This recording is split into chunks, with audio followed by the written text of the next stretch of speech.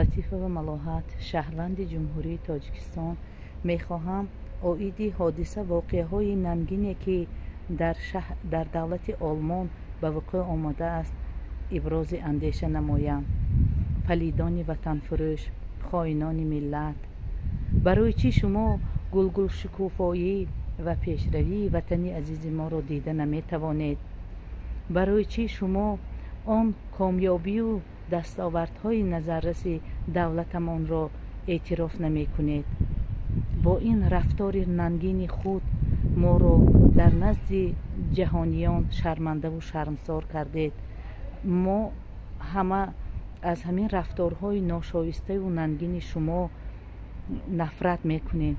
ما نفرت داریم که در ملک بیگانه شما شأن و شرف ملت ما را پس زدید. مرگ به شما پلیدان وطن فروش، خائنان ملت. شما هیچگاه به مقصد نمی رسید و هیچگاه به مقصد نخواهید رسید.